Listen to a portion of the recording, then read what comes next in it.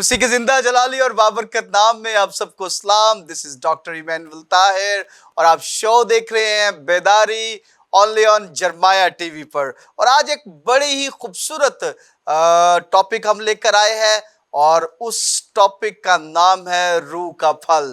और आप जानते हैं इस सारी खिदमत के लिए, इसको फैलाने के लिए, इसको आज खोलने के लिए और आप तक पहुंचाने के लिए आज खूबसूरत शख्सियात हमारे दरमियान मौजूद हैं। दो खूबसूरत खुदाम हमारे दरमियान मौजूद हैं और मेरी मुराद इस वक्त बड़े ज़बरदस्त खादिम पास्टर नदीम परवेज साहब जो कि बाहर कॉलोनी से हैं, और उनके साथ ही बड़े ज़बरदस्त और सीनियर खादिम मौजूद हैं पास्टर साजिद एम सराज साहब। सर, हम आपको वेलकम करते हैं और मैं चाहूंगा कि हमारे नाजरीन को अपना मुफस्सल तारुफ बयान कीजिए ताकि वो और बरकत पा सके। सबसे पहले मैं मसीह खुदावन का शुक्रगुजार हूँ आज के इस वक्त के लिए, और आपके लिए भी खुदा का शुक्र अदा करता हूँ। जरमाया टेलीविज़न के लिए शुक्र अदा करता हूँ खुदावंद आपको और ज़्यादा बरकत दे और बढ़ाता चला जाए। नाजरीन, मेरा नाम नदीम परवेज़ है और मैं बहैसियत pastor in-charge Life in Christ Church Ministries में, जो कि बेदिया रोड के इलाका में महटाउन में है, मैं वहाँ पर खिदमत सर अंजाम दे रहा हूँ। और खुदा उस एरिया में मुझे 2018 से अपनी खिदमत के लिए इस्तेमाल कर रहा है। खुदावंद का शुक्र है कि खुदा ने 99 से मुझे अपनी खिदमत के लिए चुना और आज के दिन तक खुदावंद जो है वह अपनी खिदमत में इस्तेमाल कर रहा है। इसके अलावा बहुत सारे बाइबल कॉलेजेस में खुदा तदरीसी खिदमत के लिए जो है वो लेकर जाता है। असेंबलीज़ ऑफ गॉड में खुदावंद जो अपनी खिदमत के लिए इस्तेमाल कर रहा है। सॉलिड रॉक बाइबल कॉलेज में खुदा जो वो इस्तेमाल कर रहा है। और फिर मेरा अपना भी एक बाइबल कॉलेज है, life in Christ Bible college, जो कि नारंग मंडी के एरिया में है। मैं वहाँ पर भी खुदा के कलाम की खिदमत सर अंजाम दे रहा हूँ। Sir, thank you very much, thank you very much. बढ़ते हैं जी पास्टर साजिद एम सराज की तरफ से। Sir please.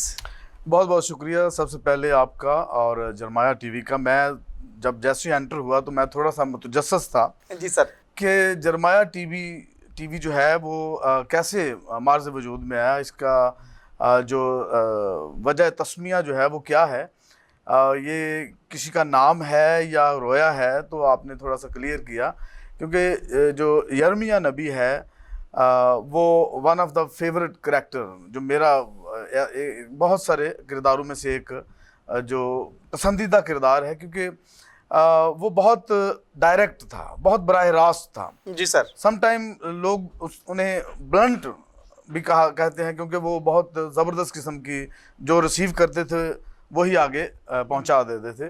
तो जब बनी इसराइल असीर करके ले गए फारस में, तो वहाँ कुछ नबियों ने जो नबी नहीं थे एक्चुअली, लेकिन उन्होंने प्रोफेसी की, उन लोगों को बताया कि कोई बात नहीं, डोंट वरी, हौसला रखें, आप 2 सालों के अंदर अंदर आप वापस इसराइल को चले जाएंगे। जी सर। तो ये बात जब यर्मिया नबी के कानों तक पहुंची तो वो बड़ा हैरान हुआ। उसने कहा कि तुम्हें सज़ा के तौर पर, ग़ुलामी के तौर पर लेकर जाया जा रहा है और तुम्हें एक सज़ा दी जा रही है, तुम्हें एक पिकनिक पर लेकर नहीं जाया जा रहा। तो 70 साल तक तुमने वहाँ पर रहना है। लेकिन जो सबसे खूबसूरत बात थी यर्मिया नबी की, उसने कहा कि grow where are you planted, जहाँ तुम हो वहाँ फलो बढ़ो, बागात लगाओ, घर बनाओ, शादियाँ करो। मैं बहुत मुबारकबाद देता हूँ इस खूबसूरत नाम के लिए जो खुदा ने आपको दिया। मेरा नाम पादरी साजिद एम सराज है। 2002 से मैं खिदमत में हूँ और न्यूजीलैंड से मेरी सेमिनरी है। और 2006 में मैंने टैलेंट्स मिनिस्ट्रीज़ ऑफ पाकिस्तान का आगाज़ किया इधर लाहौर में। और उसके बाद फिर 15 साल अवाना इंटरनेशनल जो चिल्ड्रन मिनिस्ट्री है उसका मैं नेशनल डायरेक्टर रहा। और इसी तरह 10 साल मुझे the Timothy initiative church planting and disciple making organization जो है, मूवमेंट है, उसका नेशनल डायरेक्टर होने का भी मुझे शर्फ हासिल है। वाह वाह। और इसके अलावा टैलेंट स्कूल है, हाई स्कूल है एस ब्लॉक मॉडल टाउन में। एजुकेशन के ऊपर मैं मल्टीटास्कर हूँ और वेयरिंग मैनी हैट्स। और खुदावंद ने मुझे होलिस्टिक अप्रोच के साथ खिदमत करने का फ़ज़ल अता किया है। UCH की बहाली का काम आपके सामने है वो किया। और उसके बाद अब Saint Luke hospital and research centre का आगाज़ होशाब में, कायदाबाद की जो तहसील है उसमें उसका आगाज़ कर दिया गया है। और आइंदा सालों में खुदावंद के फजल से वो कुआं भी पानी जो है वो डिस्ट्रीब्यूट करना जारी हो जाएगा उसका से भी। वाह वाह वाह वाह, वंडरफुल सर। सर मैं अनफॉरगेटेबल है कि यूसीएच को जिस तरह से आपने अपग्रेड किया, रिस्टोर किया, मैं ये वर्ड यूज़ करना चाहूँ, रिस्टोर किया आपने, क्योंकि वो उस जगह पर पहुंच चुका था जहाँ पर वापसी आना नामुमकिन थी, लेकिन खुदावंद ने अपने बंदा को इस्तेमाल किया और खुदावंद का शुक्र है कि आज वो कुआं अच्छा पानी दे रहा है। और बेसिकली तो वो बिक गया था, जी लीज पे दे दिया गया था 33 इयर्स के लिए। तो वहाँ पर खुदावंद ने मुझे ये हिम्मत दी कि मैं इंटरवेंशन करता, स्टेप इन करता और जंप इन करता, और कुछ 72 लोगों को साथ लेकर फिर मैं एंटर हो गया और तो काम शुरू हो गया वहाँ का। वाह वाह वाह, वंडरफुल जी, वंडरफुल Yeah. जी। व्यूअर्स, आप सुन रहे थे हमारे गेस्ट का मुफस्सल तारुफ, और अब हम टॉपिक की तरफ बढ़ते हैं, लेकिन उससे पहले हम छोटी सी दुआ करेंगे। जी सर पाजी साहब जी जरा दुआ में रहनुमाई फरमाइए। आइए हम सब अपने सरों को खुदा की हज़ूरी में झुकाएं। रब्बुल अफ़वाज, हम तेरा शुक्र बजा लाते हैं, तेरे नाम की तारीफ़ करते हैं, तेरे फजल के लिए, तेरी शफ़क़त के लिए, तेरी रहमत के लिए। Thank you Jesus. ऐ खुदावंदो के खुदा, आज इस वक्त में हम तेरे कदमों में झुक जाते हैं। जरमाया टेलीविजन के लिए तेरा शुक्र अदा करता हूँ। Yes my Lord. और खुदावंदो के खुदा, तेरे खादिम पास्टर इमैनुअल के लिए, इमैनुअल ताहिर के लिए तेरा शुक्र अदा करता हूँ। इनकी सारी खुदावंदो के खुदा टीम के लिए तेरा शुक्र हो। ए बाप, मिन्नत करता हूँ कि तो अपने बंदा की इस रोया को और ज़्यादा बढ़ा, आमीन। और ज़्यादा खुदावंदो के खुदा कसरत के साथ इस्तेमाल करना। और आज इस प्रोग्राम को पाकरू हम तेरे हैंड ओवर करते हैं, यस अपने आप को हम तेरे ताबे करते हैं, और आमीन। बड़ी मिन्नत करते हैं कि जिस टॉपिक पर हम गुफ्तगू करें, ए बाप, सारा जलाल, इज़्ज़त और बुज़ुर्गी फ़क़्त तेरे नाम को और तेरे कलाम को मिले। ज़िंदगियाँ बरकत पाएँ, बदलें, और खुदावंदो के खुदा सारा जलाल तेरे ही नाम को मिलता जाए, यस्सु के नाम में, आमीन आमीन। आमीन। सर बहुत शुक्रिया, और मैं चाहूँगा कि अगर उस आयत को हम पढ़ दें जिस पर आज हमने बात करनी है, जी श्योर। तो प्लीज़। जो आयत आपने प्रोग्राम के लिए दिया, जो टॉपिक के लिए दी है, गलतियों और उसका 5वां बाब, उसकी 22वीं आयत है। मगर रूह का फल मोहब्बत, खुशी, इत्मीनान, तहम्मुल, मेहरबानी, नेकी, ईमानदारी, हिल्म, परहेज़गारी है। ऐसे कामों की कोई शरीयत मुखालिफ नहीं। आमीन। आमीन। वाह, प्रेज द लॉर्ड।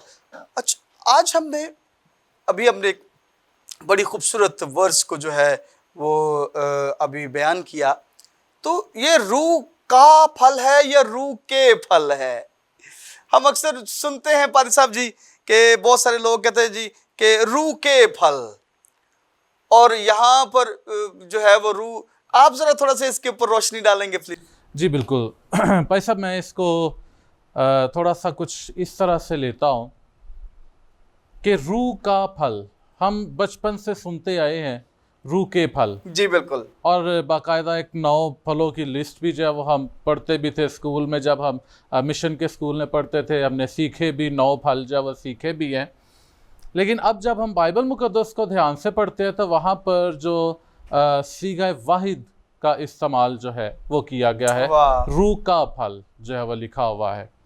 यहाँ पर हमारे पास जो यूनानी ज़ुबान का लफ्ज़ फल के लिए जो हमें मिलता है ना, वो है कार्पोस, जो कि एक सिंगुलर वर्ड है, ये प्लूरल नहीं है जी। यानी ऐसा भी नहीं हम कह सकते कि ये उर्दू में हमारे पास जो है वो का लिखा गया है और ओरिजिनल जो है वो के है, ऐसा नहीं हम कह सकते जी। बल्कि ये जो ओरिजिनल लैंग्वेज यूनानी ज़ुबान में जो नया अहदनामा लिखा गया है, वहाँ पर भी इसके लिए जो वर्ड इस्तेमाल किया गया है कार्पोस, ये सिंगुलर वर्ड जो है वो यूज़ किया गया है।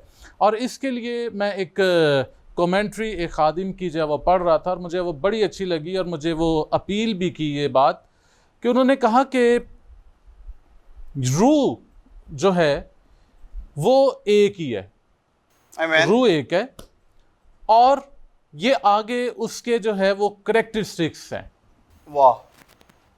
और बल्कि उन्होंने एक सेंटेंस ये भी उसमें कहा कि अगर हम देखें तो रूह शायद वही हमारा फल भी है, और ये आगे उसके जो है वो करेक्टरिस्टिक्स है, उसकी खूबियाँ हैं, उसकी खसूसियात हैं जो वो हमारी ज़िंदगी में डालता है, जो हमारी ज़िंदगी में जो है वो पैदा करता है कि हम मोहब्बत करना जो है वो शुरू कर दें, हम जो है वो हिलम को अपनी ज़िंदगी में रखें, हम जो है वो और जो इत्मीनान का फल है उसको अपनी ज़िंदगी में रखें। तो मकसद उनकी बात करने का ये था, जो लुबे लुबाब है, बात तो वो बहुत लंबी बात थी, लेकिन जो उसका लुबे लुबाब है वो उन्होंने कहा कि ये दरअसल यूनिटी को जाहिर कर रहा है वाह, कि रूह का फल अलहदा अलहदा नहीं है। अगर हम जो है वो थोड़ा सा ऊपर की आयत में जो है वो चले जाएं, अगर हम जो है वो 19वीं आयत में जाएं तो यहाँ पर हमें मिलता है जिस्म के काम तो जाहिर है। अब यहाँ पर प्लूरल है, यहाँ पर सिंगुलर नहीं है। यहाँ पर जो वर्ड यूज किया गया है जिस्म के कामों के लिए वो है एर्गा, और ये प्लूरल है, ये प्लूरल सेंस में। यहाँ अब इस चीज़ को उस खुदा के खादिम ने जो बयान किया, दरअसल वो कहते हैं कि जिस्म के काम जो है ना उनको प्लूरल बयान किया गया क्योंकि उनमें यूनिटी नहीं है। वो जो है वो इत्तेफाक का काम नहीं करते, मोहब्बत का काम नहीं करते, यूनिटी का काम नहीं करते, लेकिन रूह कुदस जो है वो यूनिटी का काम करता है, वो मोहब्बत का काम करता है। वो बहुत सारी ज़िंदगियों को भी मिला देता है, बहुत सारे ख़ानदानों को मिला देता है, बहुत सारे लोगों की मोहब्बत को मिला देता है, हमें खुदा के साथ मिला देता है, खुदा के इत्मीनान को हमारी ज़िंदगियों में डाल देता है, खुदा की मोहब्बत को हमारी ज़िंदगी में डाल देता है। वो बहुत सारी चीज़ों को यूनाइट कर रहा है। लिहाजा इसलिए यहाँ पर जो लफ्ज़ लिखा गया है वो रूह का फल जो है वो लिखा।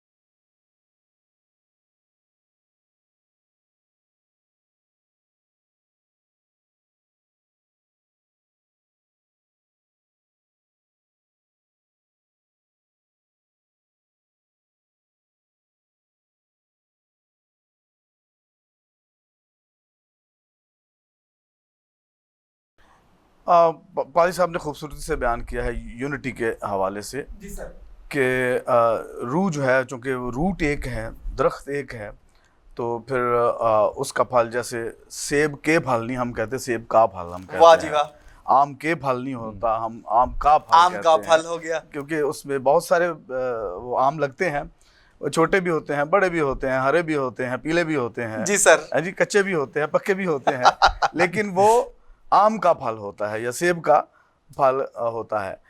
इनका एक ईमानदार की ज़िंदगी में होना, देखिए जो रूह का फल है वो एक एविडेंस है एक्चुअली कि वाह। आप ईमानदार हैं। वाह वाह वाह वाह वाह, ये एक Praise सबूत God. है कि आप रास्तबाज हैं, कि ईमानदार हैं आप। और अगर आप ईमानदार नहीं हैं, रास्तबाज नहीं हैं, तो ये रूह का फल आपके अंदर जो है वो ढूंढने से भी नहीं मिलेगा। नहीं मिलेगा। लेकिन ईमानदार के लिए, रास्तबाज के लिए इस फल का होना इसलिए अहमियत का हामिल है कि you are representing the Jesus Christ, you are representing the Holy Spirit and you are representing the God Father. तो खुदाए सालूस को आप रिप्रेजेंट कर रहे हैं, उसकी नुमाइंदगी कर रहे हैं। तो उसकी नुमाइंदगी जब हम कर रहे हैं तो फिर लोग हमसे पूछते हैं कि यीशु किधर है, हम यीशु से मिलना चाहते हैं। जब रूह का फल नज़र नहीं आता ना, तो फिर लोग सवाल उठाते हैं, लोग बात करते हैं कि जी वेयर इज़ जीसस क्राइस्ट, हम तो यीशु से मिलना चाहते हैं। तो जब हमारे अंदर रूह के फल होंगे, रूह का फल हमारी ज़िंदगी में नज़र आएगा, तो they will see Jesus in us, they will see Holi spirit working. खुदा का रूह जो है वो काम करता हुआ हमारी ज़िंदगी में नज़र आएगा। तो इसलिए ये बड़ा ज़रूरी है कि हम दूसरों के लिए ठोकर का बायस ना बने। अगर हम अपने आप को रास्तबाज शो कर रहे हैं और दिखा रहे हैं लोगों को, लेकिन फल हमारे अंदर मौजूद नहीं, तो फिर हम ठोकर का बायस बनते हैं लोगों के लिए। लेकिन रूह का फल हमारे लिए खुदा की अज़मत और बुजुर्गी का और उसकी इज़्ज़त और जलाल का सबब बनता है। तो इसलिए रूह का फल हमारे अंदर रासबाज की ज़िंदगी में और ईमानदार की ज़िंदगी में नज़र आना, होना और काम करता हुआ नज़र आना बहुत ज़रूरी है। आमेन, प्रेज द लॉर्ड। मतलब इसको आसान अगर किया जाए तो हम अक्सर बाज़ औक़ात इंट्रोडक्शन कराते हैं, आई एम अ क्रिश्चियन। या दैट्स राइट, जब रूह का फल है तो इंट्रोडक्शन कराने की ज़रूरत नहीं है, दैट्स राइट। क्योंकि वो देख रहे हैं। मैं इसको एक छोटी सी एक स्टोरी है, बस शॉर्ट वर्ड्स है। मैं इसको एक इस तरह से देखता हूँ। एक शख्स साइकिल पर जा रहा था, पीछे से एक बंदा आके उसको ज़ोर से टक्कर मारता है, बंदा गिर जाता है। साइकिल वाला, पीछे वाला जो मोटरसाइकिल वाला है, उठा, उसने ज़ोर से थप्पड़ मारा उसको। उस आगे वाले बंदे ने साइकिल उठाई और चल दिया। अब साथ खड़े हुए लोग क्या कह रहे हैं, कहते ये बंदा यकीनन क्रिश्चियन है। He did not introduce himself Yes. कि मैं क्रिश्चियन हूँ, बल्कि he acted himself. He showed the Lord Jesus Christ from himself. Exactly. जो बात अभी फरमा रहे थे आप, कि उसने दिखाया। ये एक एविडेंस है, ये एक गवाही है, ये एट्रीब्यूट्स हैं जो अंदर से नजर आती हैं, जो लोग देखते हैं। बिल्कुल। और बाज़ औक़ात हम कहते हैं कि हम अंजील सुनाते हैं, और मैं कहता हूँ हमें अंजील दिखानी है। जी, बिल्कुल, ये जो बिल्कुल। सेंट फ्रांसिस ऑफ असीसी का एक कॉल है कि प्रीच द गॉस्पेल, हाँ जी, if necessary use the words. तो हमने अमली तौर पर लोगों को बताना है कि वी आर क्रिश्चियन। यस, कि जब तो वो रूह का फल जो है वो वो एक अहम किरदार अदा करता है हमारी जिंदगी में। एग्जैक्टली। Yeah. जी नाजरीन, अभी वक्त हुआ है एक ब्रेक का, और कहीं ना जाइएगा, मिलते हैं एक ब्रेक के बाद। God bless you.